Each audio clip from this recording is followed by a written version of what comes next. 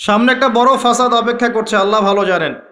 একটা বড় মালহামা হবে পৃথিবীতে, মহাযুদ্ধ। এই যুদ্ধে পৃথিবীর অনেক মানুষ মারা যাবে, এমনটা হাদিসের মধ্যে এসেছে। কে জানে, আল্লাহ ভালো জানেন এটা কবে হবে, কত সালে, কিভাবে হবে। এমন হতেও পারে এটাই সেই পারমাণবিক যুদ্ধের সূচনা, আল্লাহু আলাম। কারণ তারা শুরু করেছিল চাইনকে কেন্দ্র করে, সেখানে পারে নাই। কেন্দ্র করে চেষ্টা করেছে একটা মহাযুদ্ধ লাগানোর, পারে নাই। সিরিয়াকে কেন্দ্র করে প্রায় হয়েই গিয়েছিল, এখানে অনেকগুলো দেশ ইনভলভ হয়ে গিয়েছিল, কিন্তু নিউক্লিয়ার যুদ্ধ পর্যন্ত যায়নি। কিছু মানুষ চাচ্ছে, একটা সভ্যতা চাচ্ছে যে পৃথিবীতে একটা মহাযুদ্ধ ঘটুক, এর ফলে পৃথিবীর ম্যাক্সিমাম মানুষ যেন মারা যায়, পরাশক্তিগুলো দমন হয়ে যায়, সে নতুন করে রাইজ করবে, সেই অপেক্ষায় বসে আছে। এবং তার নাম কি সেটা আপনারা আমার চেয়ে ভালো জানেন। প্রথম বিশ্বযুদ্ধের পরে একটা কান্ট্রি বিশ্বের রুলিং স্টেট হয়েছে, দ্বিতীয় বিশ্বযুদ্ধের পর আরেকটা কান্ট্রি বিশ্বের রুলিং স্টেট হয়েছে। এখন অন্য কোনো রাষ্ট্রকে যদি পৃথিবীর শাসন রাষ্ট্র হিসেবে আত্মপ্রকাশ করতে হয়, তাহলে বিশ্বে আরেকটা বড় যুদ্ধের দরকার আছে। জ্ঞানী মানুষ ইশারা বুঝবেন, তারা এই চেষ্টাই করছে। এভাবে বিশ্বের পরাশক্তিগুলোকে তারা লড়িয়ে দেওয়ার চেষ্টা করছে, এবং পিছন থেকে তারা দাবার গুটি চালছে, তারা সামনে আসবে না। এগুলো তারা বুঝবে যাদের দু চোখ আছে, খিদর আলাইহিস সালামের মতো। তারা বুঝবে না, লাহুম কুলুবুন লা ইয়াফকাহুনা বিহা ওয়া লাহুম আযানুন লা ইয়াসমাউনা বিহা ওয়া লাহুম আ'য়ুনুন লা ইউবসিরুনা বিহা উলাইকা কাল আনআম বাল হুম আদাল। এই শ্রেণীর মানুষ এগুলো বুঝবে না। আল্লাহ সুবহানাহু ওয়া তাআলা পবিত্র কুরআনুল কারীমের মধ্যে একটা সংক্ষিপ্ত এবং সারগর্ভ সূরা নাজিল করেছেন, তার নাম সূরাতুল আসর। আল্লাহ পাক এই সূরার মধ্যে মানব জাতির সাফল্যের, ইহকালীন কল্যাণ আর পরকালীন মুক্তির 4টা মৌলিক কাজ বলেছেন, যেটা আপনারা অনেকেই জানেন। আল্লাহ পাক প্রথমেই সময়ের কসম করেছেন, ওয়াল আসরি, সময়ের কসম, বা'দা আউযু বিল্লাহি মিনাশ শাইতানির রাজিম। সময়ের কসম করে আল্লাহ পাক বোঝাতে চাচ্ছেন সময় আমাদের জন্য খুবই প্রেশিয়াস বা মূল্যবান। সময় চলে গেলে ফিরে আসবে না। কিয়ামতের মাঠে যে 5টা প্রশ্ন হবে, তার মধ্যে প্রথম 2টাই কিন্তু সময় সংক্রান্ত। প্রথমটা হচ্ছে তোমার সারা জীবন কোন কাজে ব্যয় করেছো, দ্বিতীয়টা হচ্ছে তোমার যৌবনকাল কোন পথে ব্যয় করেছো। এই দুটো সময় সংক্রান্ত প্রশ্ন। আল্লাহ পাক এই সূরার মধ্যে ওয়াল আসরি দিয়ে শুরু করেছেন, সময়ের কসম। একই সাথে আল্লাহ রাব্বুল আলামিন সময়ের কসম করে আমাদেরকে অতীতের দিকে তাকাতে বলছেন। অতীতের দিকে তাকিয়ে দেখো যে প্রত্যেক যুগে যুগে আল্লাহ পাক নবী রাসূল প্রেরণ করেছেন, আসমানি কিতাব নাজিল করেছেন। প্রত্যেক যুগে যুগে যারাই আল্লাহ এবং তার রাসূলের অবাধ্য হয়েছে, আল্লাহ পাক দুনিয়াতেও ধ্বংস করেছেন, পরকালেও ধ্বংস করবেন। এই কথার কোনো ব্যত্যয় আছে? প্রমাণ নেন, নূহ আলাইহিস সালাম 950 বছর দাওয়াত দিয়েছেন, কিছু মানুষ ইসলাম কবুল করেছে, বাকিরা করেনি। যারা করে নাই আল্লাহ পাক তাদেরকে ধ্বংস করেননি। কি দিয়ে ডুবিয়ে দিয়েছিলেন? প্লাবন দিয়ে। এমনকি নূহ আলাইহিস সালামের স্ত্রী সন্তান পর্যন্ত ঈমান আনে নাই। এনেছে? আনে নাই। এখান থেকেও শিক্ষা আছে যে আমরা যারা আদর্শ পরিবার গড়তে চাই, এমন হতে পারে যে পরিবারের সকল সদস্য সবাই কথা শুনবে না, এমনটাও হতে পারে। এতে হতাশ হওয়ার কিছু নেই। তখন আপনাকে নিজের চিন্তা করতে হবে, আলাইকুম আনফুসাকুম, নিজের নফসের ফিকির করতে হবে। আপনি দাওয়াত দিতে দিতে ক্লান্ত হয়ে যান, যদি দাওয়াত দিতে দিতে বোঝাতে বোঝাতে ক্লান্ত হয়ে যান, তারপরেও আপনার কথা মানুষ না শোনে, আলাইকুম আনফুসাকুম, নিজের ফিকির করেন।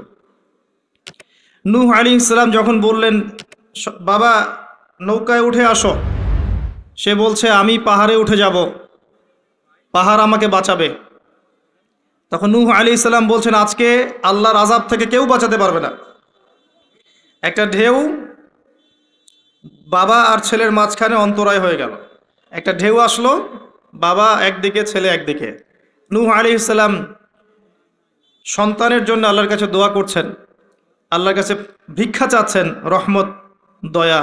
ইন্নাহু মিন আহলি, আল্লাহ বলছেন লাইসা মিন আহলিক, হে আল্লাহ সে আমার পরিবারের অন্তর্ভুক্ত।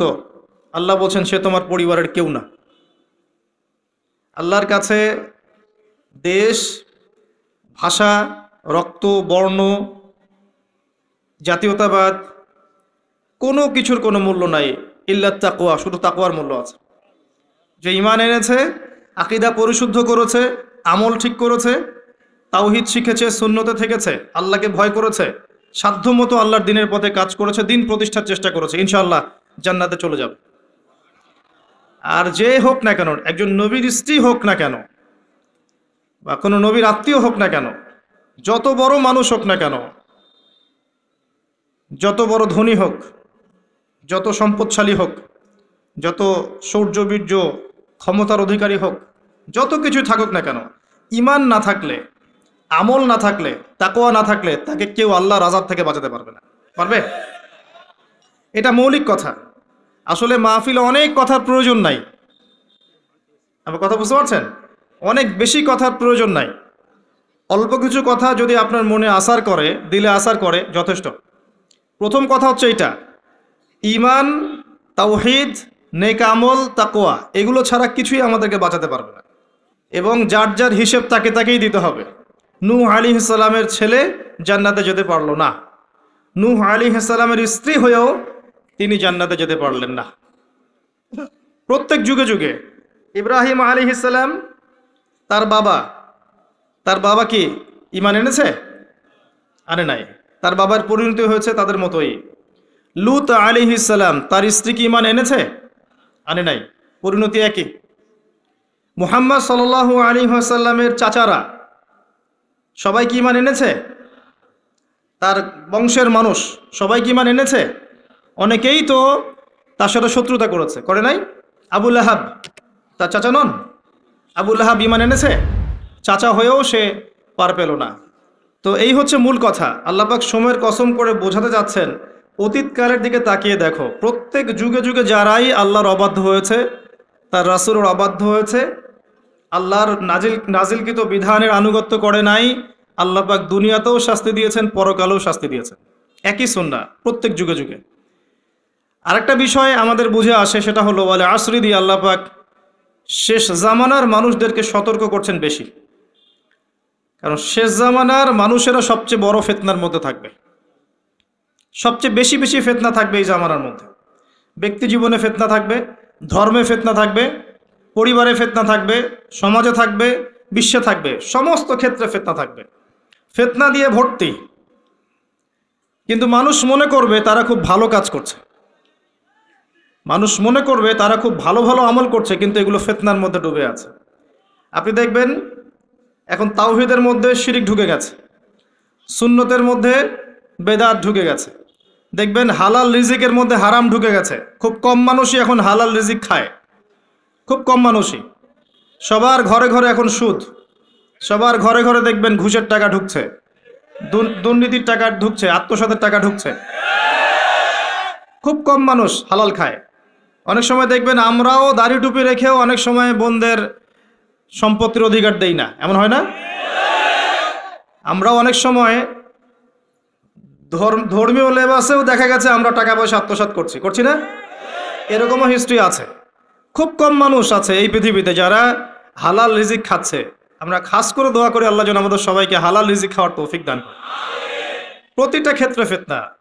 আপনি সংস্কৃতিতে যান, সেখানে দেখবেন সংস্কৃতির নামে আমরা মেয়েদের সাথে কি করেছি, নারী পুরুষের ফ্রি মিক্সিং করে দিয়েছি। নারী পুরুষ বেলাল্লাপনে একসাথে চলাফেরা করছে, যেখানে আল্লাহ পাক কিছু চাইতে বলেছেন পর্দার আড়াল থেকে, তাই না? সূরা আহজাব পড়েন, সূরা নূর পড়েন। কিছু চাইলে, একটা বেগারা নারী যদি কিছু চায়, তাকে পর্দার আড়াল থেকে চাইতে হয়। আল্লাহ যেখানে বলছেন ওয়ালা তাকরাবু জিনা, জিনার কাছেও যেও না, সেখানে আমরা জিনাকে বানাচ্ছি কাছে আসার গল্প। কথা বুঝতে পারছেন?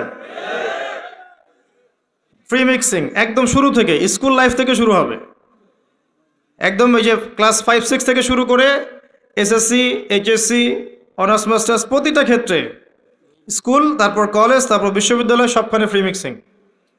নারী পুরুষ একসাথে ক্লাস করবে, একসাথে পড়বে, একসাথে ঘুরবে, তারা বন্ধু। আল্লাহ পাক যে সম্পর্কটাকে হারাম করেছেন, এটাকে হালাল করে আমরা শিক্ষা অর্জন করছি, জ্ঞান অর্জন করছি। প্রতিটা ক্ষেত্রে ফিতনা। এরপরেও আছে পোশাকের ফিতনা, মেয়েরা ছেলেদের পোশাক পরছে। আবার কোনো কোনো ক্ষেত্রে দেখবেন ছেলেরাও মেয়েদের পোশাক পরছে প্রতিটা ক্ষেত্রে আপনি দেখবেন, এবং মেয়েরা ছেলেদের জায়গা নিয়ে নিচ্ছে সমাজে।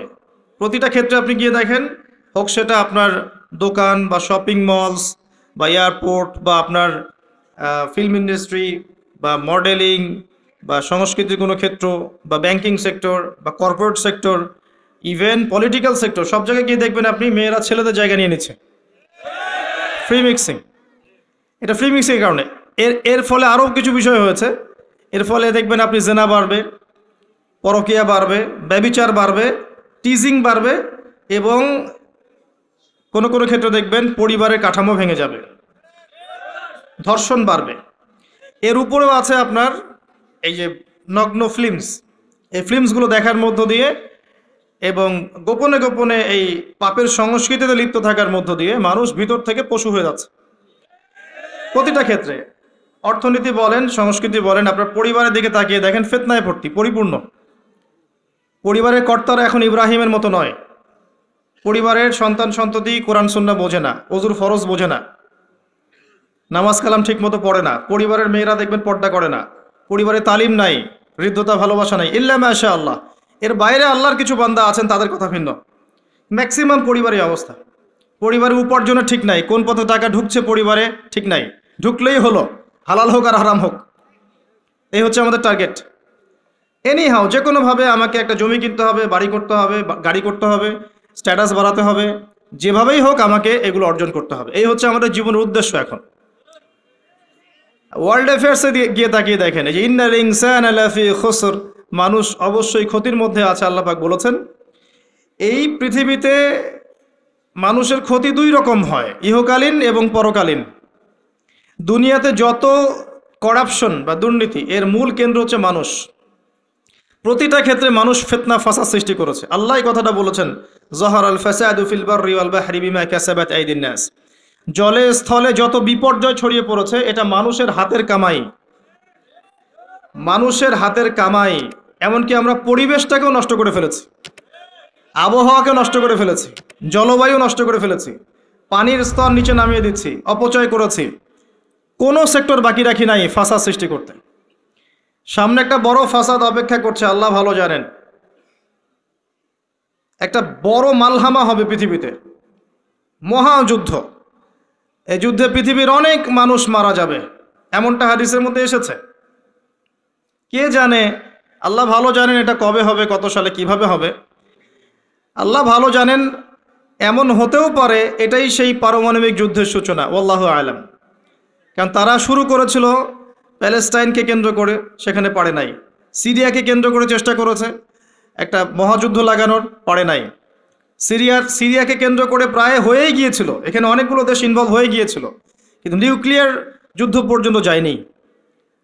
কিছু মানুষ চাচ্ছে, একটা সভ্যতা চাচ্ছে যে পৃথিবীতে একটা মহাযুদ্ধ ঘটুক, এর ফলে পৃথিবীর ম্যাক্সিমাম মানুষ যেন মারা যায়, পরাশক্তিগুলো দমন হয়ে যায়, সে নতুন করে রাইজ করবে, সেই অপেক্ষায় বসে আছে। এবং তার নাম কি সেটা আপনারা আমার চেয়ে ভালো জানেন। প্রথম বিশ্বযুদ্ধের পরে একটা কান্ট্রি বিশ্বের রুলিং স্টেট হয়েছে, দ্বিতীয় বিশ্বযুদ্ধের পর আরেকটা কান্ট্রি বিশ্বের রুলিং স্টেট হয়েছে। এখন অন্য কোনো রাষ্ট্রকে যদি পৃথিবীর শাসন রাষ্ট্র হিসেবে আত্মপ্রকাশ করতে হয়, তাহলে বিশ্বে আরেকটা বড় যুদ্ধের দরকার আছে। জ্ঞানী মানুষ ইশারা বুঝবেন, তারা এই চেষ্টাই করছে। এভাবে বিশ্বের পরাশক্তিগুলোকে তারা লড়িয়ে দেওয়ার চেষ্টা করছে, এবং পিছন থেকে তারা দাবার গুটি চালছে, তারা সামনে আসবে না। এগুলো তারা বুঝবে যাদের দু চোখ আছে, খিদর আলাইহিস সালামের মতো।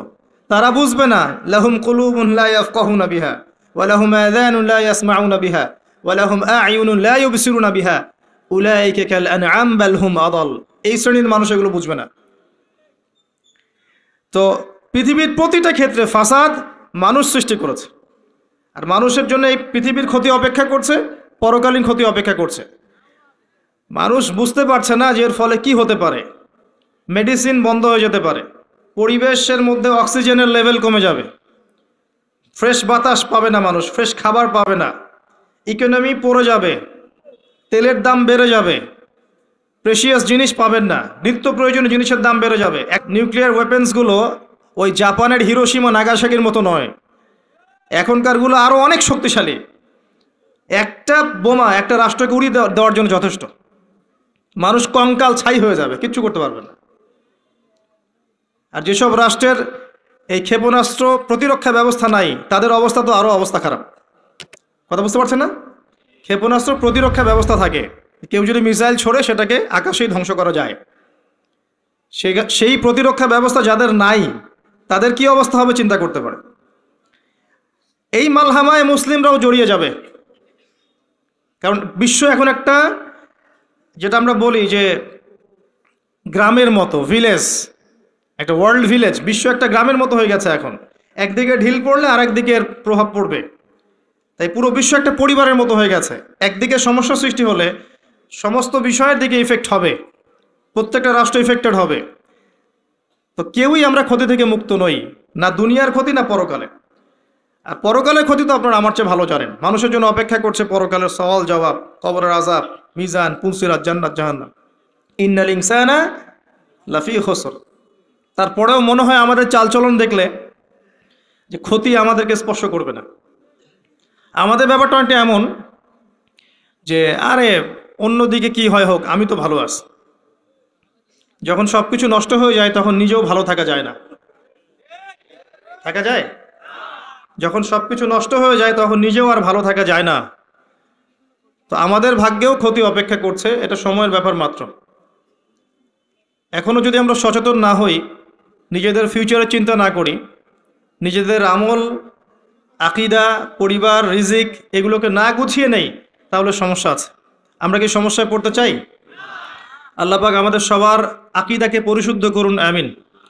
বেশি থেকে বেশি নেক আমল করার তৌফিক দান করুন, আমিন। আমাদের পরিবারগুলোকে আল্লাহ পাক জান্নাতি পরিবার রূপে কবুল করে নিন, আমিন। সবাইকে আল্লাহ পাক হালাল রিজিকের ব্যবস্থা করে দিন। দিন ইসলামকে প্রতিষ্ঠা করার তৌফিক আল্লাহ পাক আমাদেরকে দান করুন।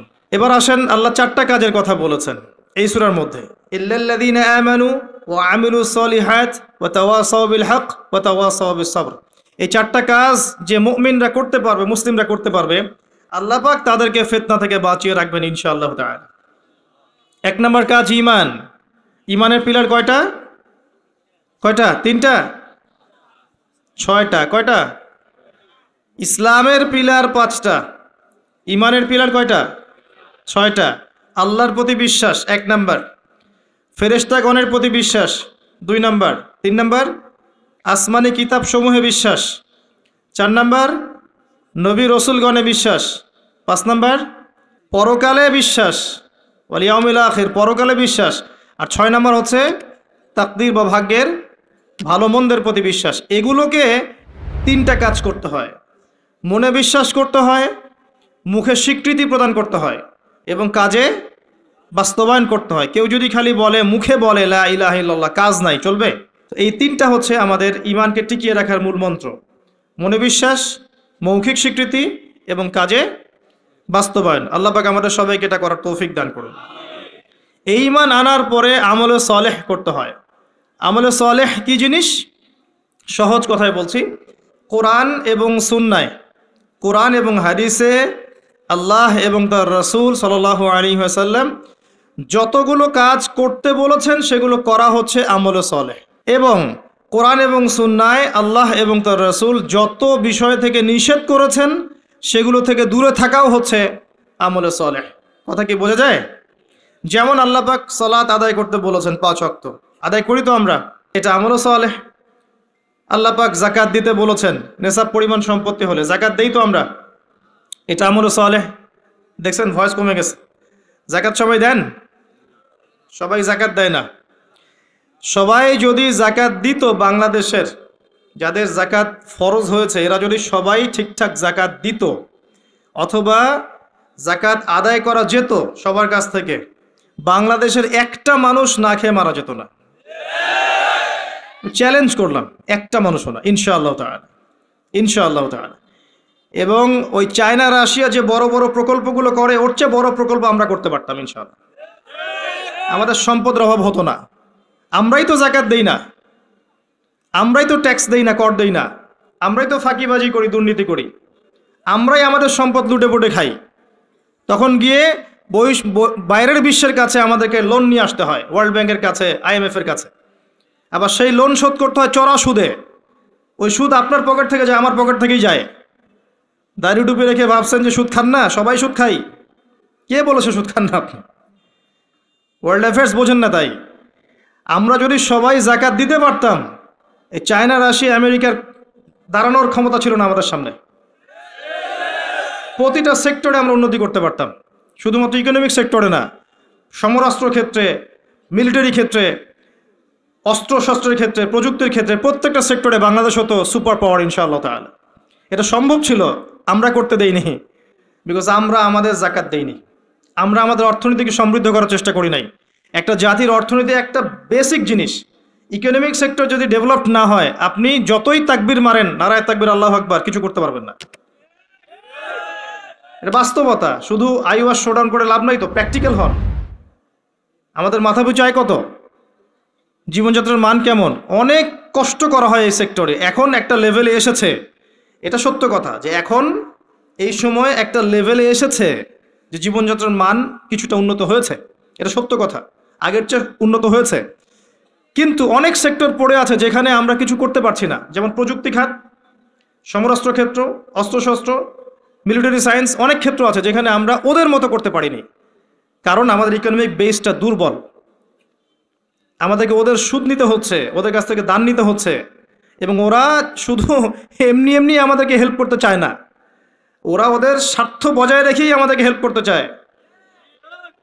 যে উপকার করতে চায়, টাকার ঝুলি নিয়ে, বাস্কেট অফ মানি নিয়ে সামনে আসে, এমনি এমনি আসে না। ওরা ওদের স্বার্থ বুঝে শুনে এটা করতে চায়। চড়া সুদ নিবে তারা, এবং এগুলো সুদ দিতে দিতে আমাদের অবস্থা খারাপ হয়ে যায়।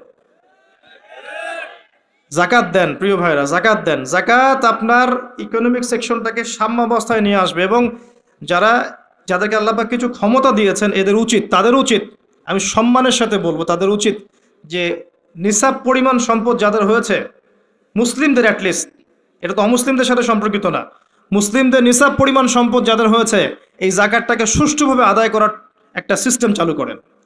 দেখবেন ইনশাআল্লাহ তাআলা ইকোনমিক সেকশন অনেক ডেভেলপড হবে ইনশাআল্লাহ আযজা ওয়া জাল্লা। আমরা আমাদের টাকা দিয়ে চলবো। আমাদের দেশে কি ফলে না বলেন তো? এমন কোন জিনিস আছে যেটা আমাদের দেশে ফলে না? কোন মৌলিক চাহিদা, খাদ্য, বস্ত্র, বাসস্থান, চিকিৎসা, শিক্ষা, কোন সেক্টরটাতে আমরা পিছিয়ে আছি বলেন তো? প্রতিটা জিনিস আল্লাহ পাক এই বাংলাদেশকে উজাড় করে দিয়েছেন। ভালো করে চিন্তা, সমুদ্র আছে আপনার, নদী আছে আপনার সবুজ শ্যামল মাঠ দিয়ে ভর্তি, আপনার ধান, গম, পাট, কত কি যে হচ্ছে বাংলাদেশে, অবাক করা বিষয়। এই দেশের মাটিতে অনেক বড় বড় আল্লাহর ওলিরা এসেছিলেন, জানেন? অনেক বড় বড় দোয়া করেছেন তারা দেশের জন্য, এই জায়গার জন্য। জায়গাটা এমনি এমনি তো সুজলা সুফলা হয়নি। আল্লাহর বান্দারা যখন এখানে তাওহীদে থাকবে, সুন্নতে থাকবে, ইসলামে থাকবে, আল্লাহ আসমান জমিনের বরকতের দরজা খুলে দেবেন ইনশাআল্লাহ। এখন পর্যন্ত এখানে বহু বরেণ্য ওলামা কেরাম আছেন।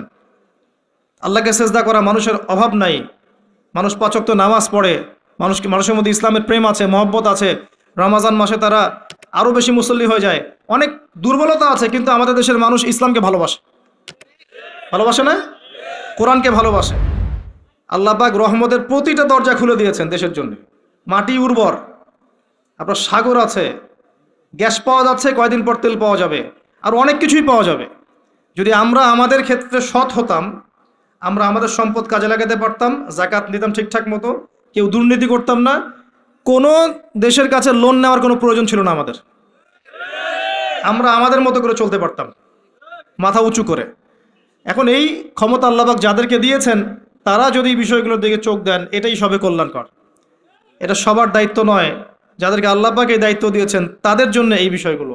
আমরা শুধু সর্বোচ্চ বিষয়গুলোকে বোঝানোর চেষ্টা করতে পারি বা মানুষকে দাওয়াত প্রদান করতে পারি, এতটুকুই। আল্লাহ পাক আমাদেরকে বোঝার তৌফিক দান করেন। প্রতিটা ক্ষেত্রে আমরা উন্নতি করতে পারবো যদি আপনি সলাতে আসেন, জাকাতে আসেন, ইসলামে আসেন, কোরআন সুন্নায় আসেন। কি বলছিলাম?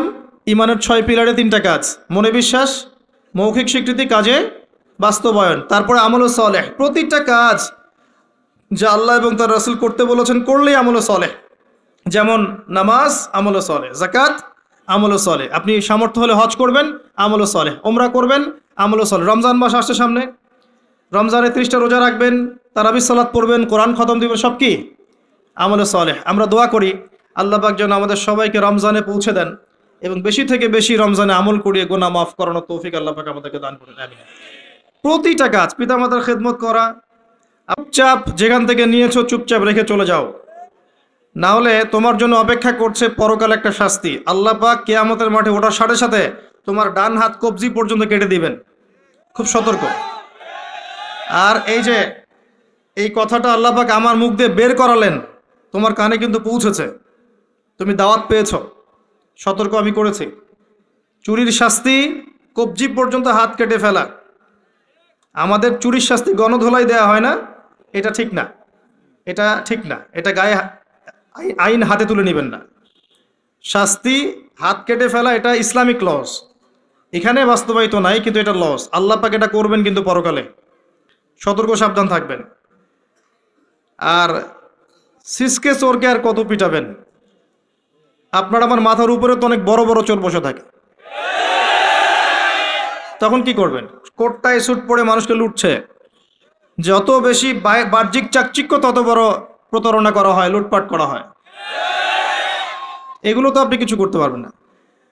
যে ভাই এই কাজ করেছেন, আল্লাহর ওয়াস্তে এই বিষয়গুলো রেখে চলে যান, গোপনে রেখে চলে যান। ইনশাআল্লাহ আল্লাহ পাক আপনার পাপকে গোপন করে দিবেন, আল্লাহ আপনাকে মাফ করে দিবেন ইনশাআল্লাহ। আল্লাহকে ভয় করে এগুলো রেখে চলে যান। যদি আপনি এই হারাম টাকা আপনি নিজের পেটে ঢুকান, জাহান্নামের আগুন পেটে ঢুকাবেন। আল্লাহ পাক বোঝার তৌফিক দান করুন। আসেন, আমি লম্বা সময় আলোচনা করতে পারবো না, আমি গুটিয়ে নিব। আমরা আমলে সালেহের কথা বলছিলাম। প্রতিটা কাজ যদি আপনি নবী সাল্লাল্লাহু আলাইহি ওয়াসাল্লামের সুন্নাহ মতো করেন, আমলে সালেহ হবে।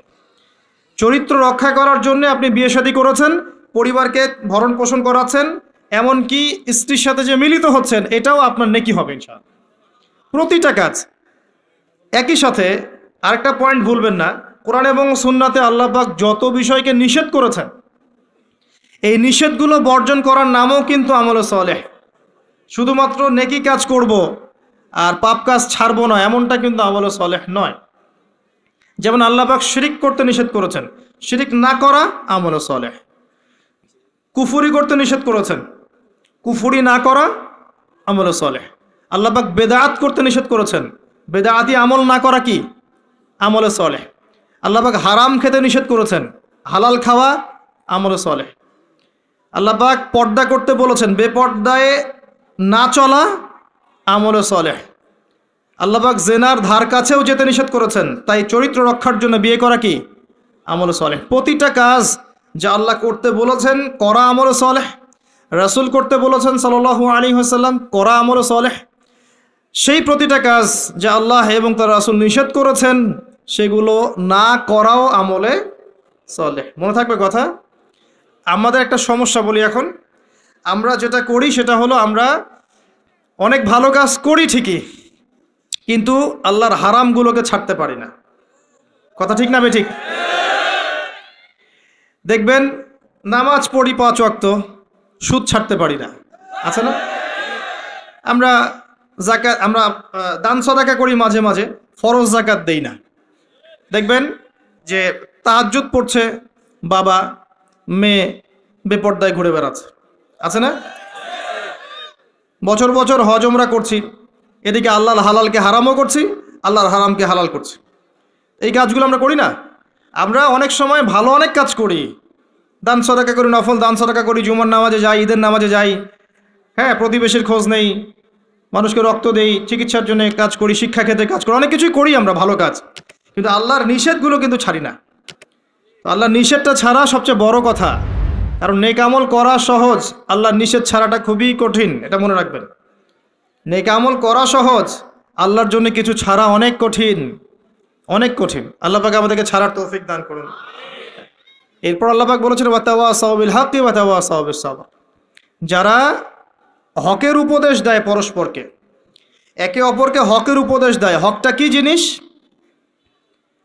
হকটা কি? এর সংজ্ঞা কে দিবে? আমি দিব না আপনি দিবেন না আল্লাহ দিবে? কার সংজ্ঞা নেবেন? হকটা কি কে বলবে, কে বুঝাবে?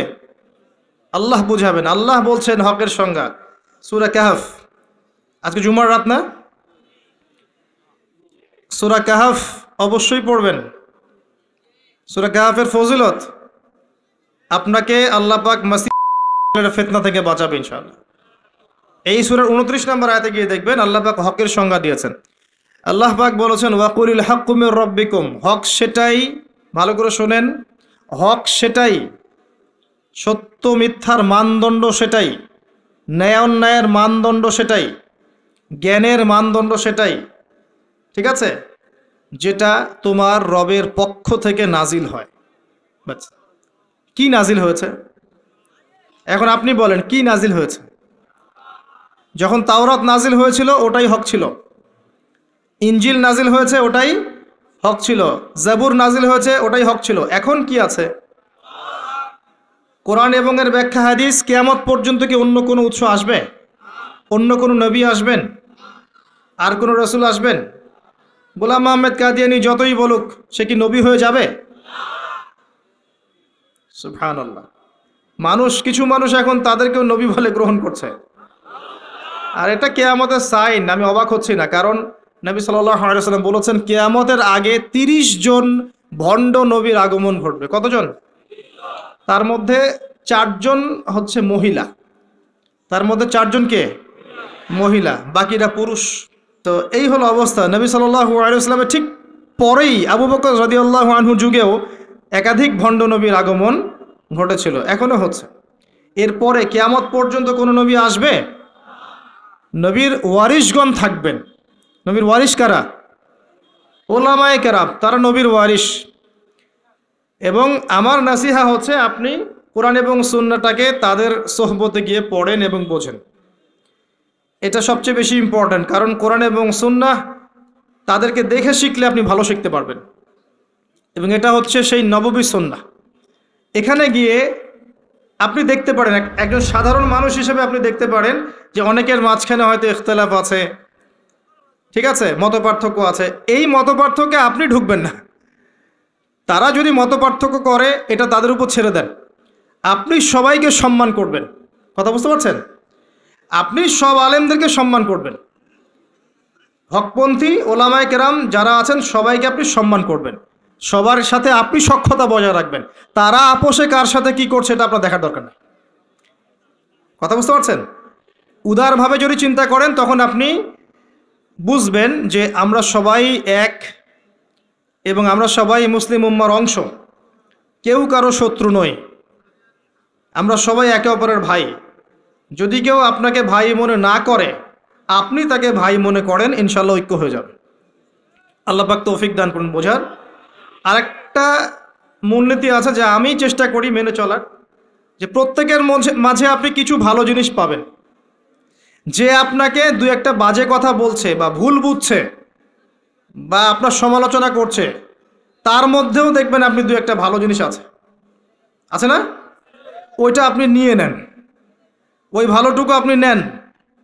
সে আপনাকে বকা দিয়েছে, গালি দিয়েছে বা তহমত দিয়েছে বলে তার ভালোটা নেবেন না, এমনটা করেন না। তার ভালোটুকু আপনি নিয়ে নেন উদার মনে। আর প্রত্যেকের মধ্যে আপনি দেখবেন কিছু বিতর্কিত বিষয় আছে, খারাপ, যেটা খারাপ, এই খারাপগুলো আপনি নেবেন না, আপনি এড়িয়ে যাবেন। তখন দেখবেন আপনি সবার মাঝে একটা হৃদ্যতার বন্ধন তৈরি করতে পারবেন, অন্যথায় সম্ভব না। আর আমরা যতই ক্ষমতার দাপট দেখাই না কেন, আমরা যদি ইউনাইটেড না থাকি আমাদের কোনো মূল্য নাই বিশ্বের দরবারে। শোনেন ভাই, আল কোরআনুল কারীমকে অবমাননা করা, একজন অমুসলিম, একজন নাস্তিক বা একজন মুরতাদ কোরআনকে অবমাননা করেছে, এর চেয়ে বড় অবমাননা আমার দৃষ্টিতে এটাই যে কোরআনের একটা সরাসরি বিধানকে আমরা লঙ্ঘন করছি। আপনাকে দেখাচ্ছি আমি। আল্লাহ পাক বলেছেন ওয়া'তাসিমু বিহাবলিল্লাহি জামিআ, এটা প্রথম হুকুম। তোমরা আল্লাহর রজ্জুটা শক্ত করে ধরো, ওয়া'তাসিমু, শক্ত করে ধরো, জামিআন, ঐক্যবদ্ধভাবে, এভাবে হাতের আঙ্গুলগুলোর মধ্যে কোনো ফাঁক নাই, এভাবে।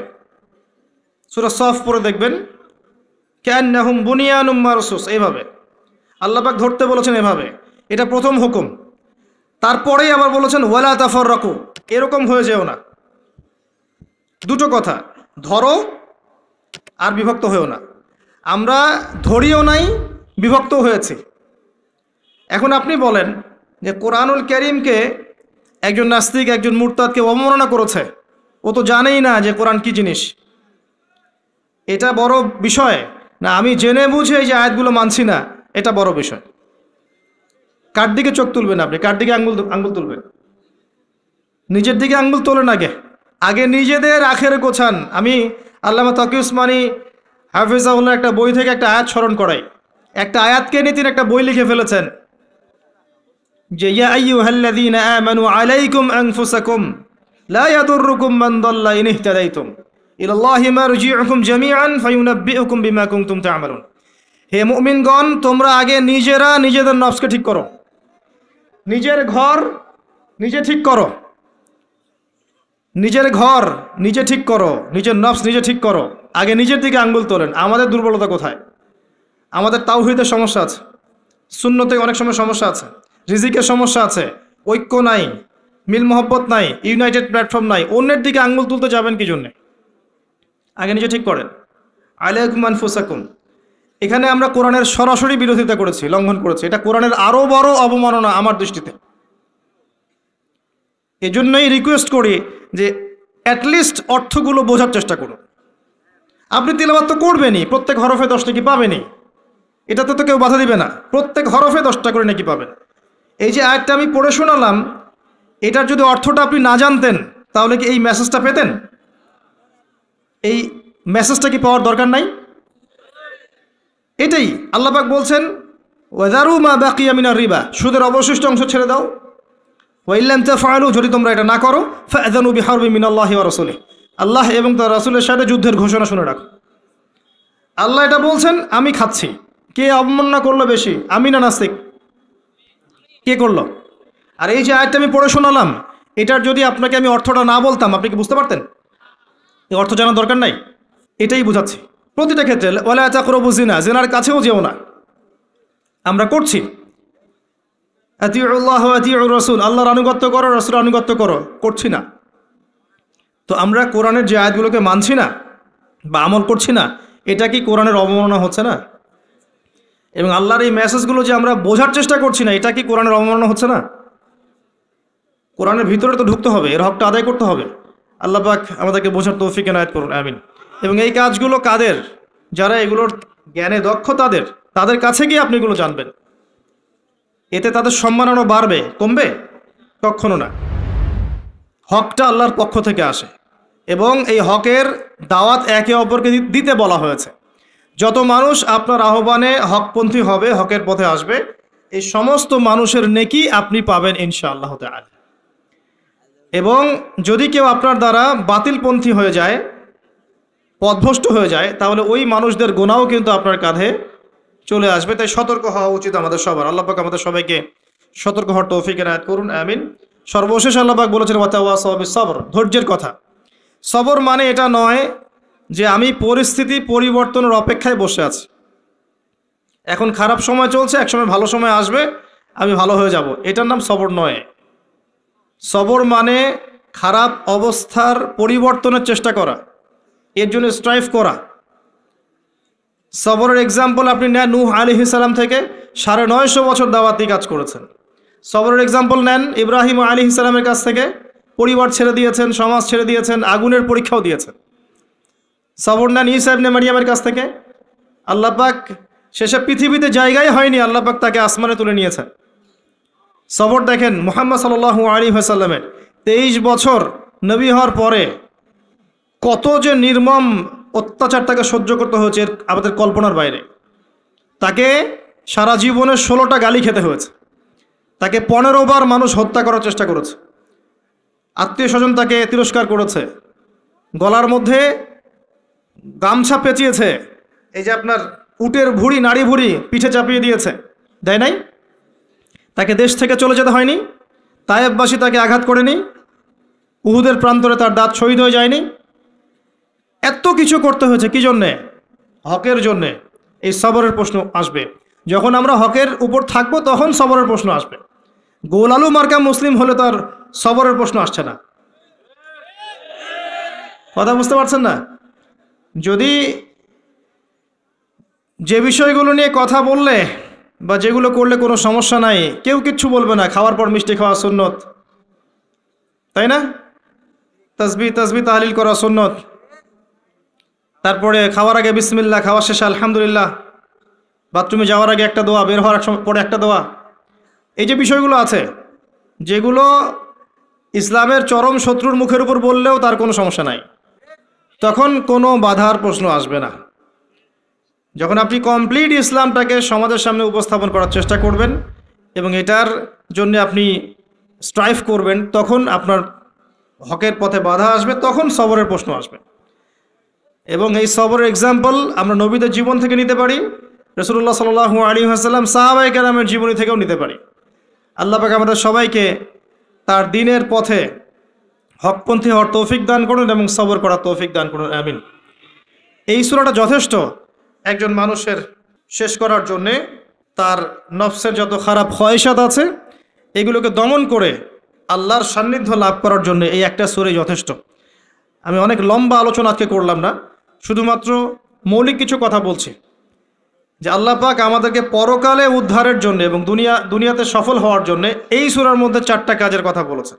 আমার সাথে একবার বলেন, প্রথম কাজটা কি? ঈমান। ঈমানের পিলার কয়টা? 6টা। মনে থাকবে? এই 6টাকে কি করতে হবে?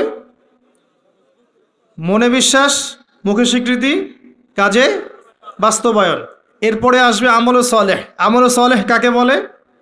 আল্লাহ এবং তার রাসূলের সমস্ত আদেশ মানা কি? আমল সালেহ। তার সমস্ত নিষেধ বর্জন করা কি? ঈমান আমল সালেহের সাথে লাগবে হকের দাওয়াত।